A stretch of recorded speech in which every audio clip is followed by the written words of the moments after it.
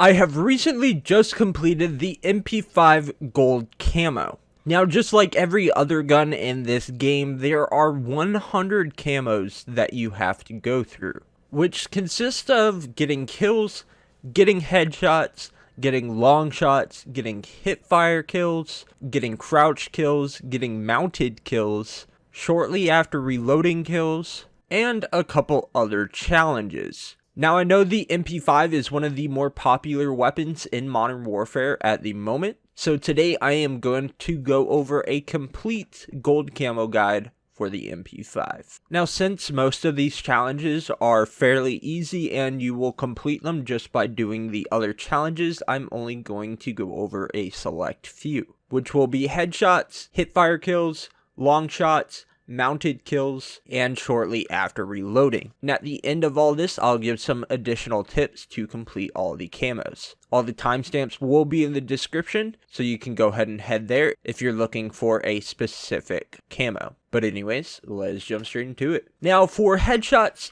headshots are actually really easy in this game. And the only reason why it's on this list is because that was the challenge in past CODs to get these camos. But in this Call of Duty, because of the headshot multiplier is so high, you honestly will not have trouble getting these camos. And you should complete this challenge while doing the other challenges. Now, if you are still having trouble with this, you can throw in really any of the reflex sights I would recommend for the headshots. Most likely the operator reflex sight is going to be best for you. Once again, that's going to be up to you. Now, for mounted kills, this is something that a lot of people have trouble with. One of my personal favorite game modes to do this in is Cyber Attack or S&D. It's probably not the fastest game mode to get these done in, since there is no respawning, but I can usually get a couple people every round off of mounting. And if you guys have not used the mounting feature yet, I jumped into a private match to show you guys what it is.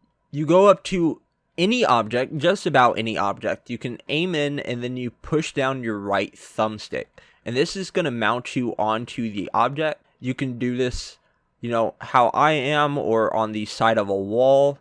You can do this on doors. You can do this just about anywhere. One of my favorite spots on this map, right off spawn to do that, is either on this side, you can head glitch right here, mount there, or on this side, over here. Now, especially in Cyber Attack and S&D, there's a lot of times people coming over this way, and I honestly get most of my mounted kills on this map. Overall, the mounted kills probably won't take you too long, but if you're a player like me that likes to run around a lot in this game, you're going to have to tell yourself every single kill, or wherever you can, to mount on an object and try to get that kill. Now, it will be annoying because you might die a couple times trying to mount onto an object before getting a kill, but it'll get you to completing that challenge much faster.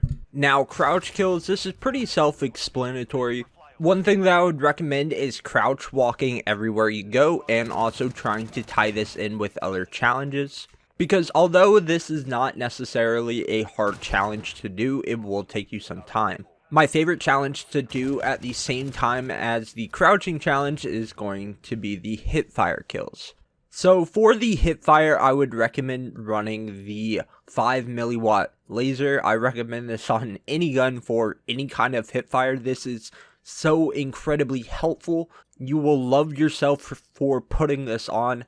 Now, the only downfall to this is that people can see your laser, but it helps way more than it hurts you.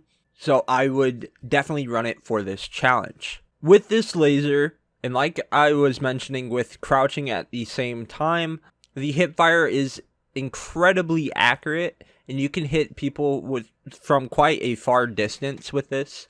And crouching will also decrease the spray of your weapon, so it helps much more with the hipfire kills and the crouching at the same time.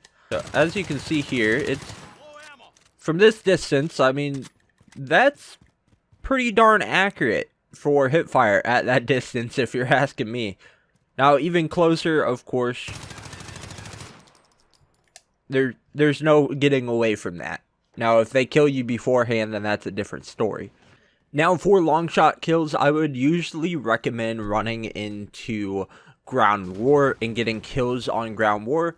But while that will definitely still work, I would recommend a 10v10 TDM or a 10v10 domination game, just because these maps are a little bigger, but they're also not the size of ground war. Although that this gun is great at distances, it is no AR, and you will not be getting the kills like you would be with an AR. So once again, those larger maps, 10v10 maps, go with that and you should be able to complete these fairly easily.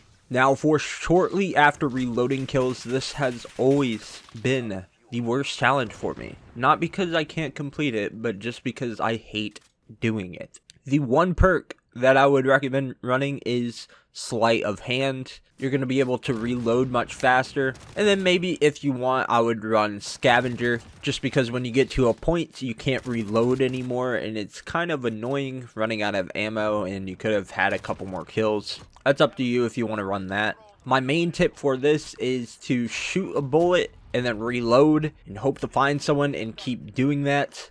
Now, if you want to, you can put on the monolithic suppressor. That makes it when you shoot, people will not hear you as easily, and you can get more of those reloading kills. Now, what I do, again, I play a lot of cyber attack and S&D, so I usually know where people are going to be at the beginning of the game. What I'll do is I'll run to wherever I want to be, I'll shoot at a wall and reload, and then look over the wall or beside the wall, you know, wherever I'm running to, in hopes that someone is there. And if there's nobody there, then I will just keep repeating the process. I'll shoot a bullet, I'll reload, and then in hopes that I see someone. Or sometimes I'll even wait till I see someone to reload, although that this will get you killed many times, but I kill them after reloading. This is really nice for ground war. I would still recommend going into that and staying inside of buildings more than out in the open or on top of roofs.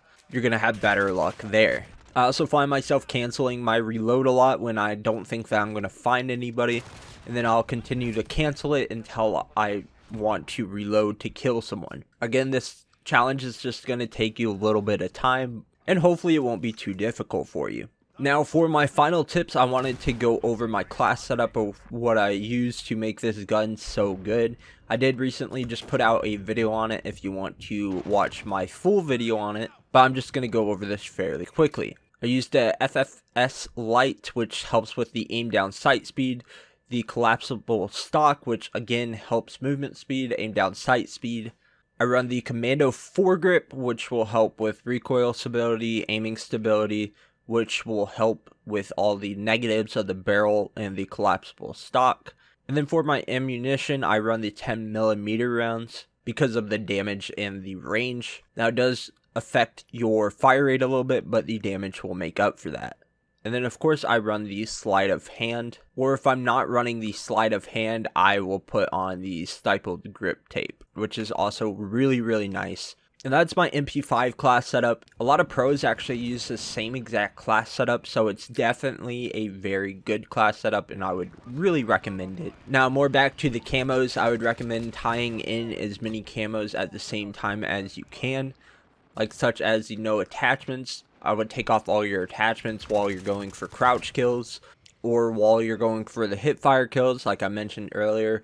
Crouch, and also have on all your attachments like one of the challenges is. There's a lot that you can tie in together to make this go along a lot faster, but I'll leave that up to you guys to figure that one out. But anyways, if you have made it this far, I really do appreciate you guys. It makes me really happy to see the watch time on these videos lately. My views have been up, my subscribers have been up, and I appreciate it so much. I really do. But anyways, thank you guys for watching. As always, I love you guys, I appreciate you guys, and I will see y'all in the next one.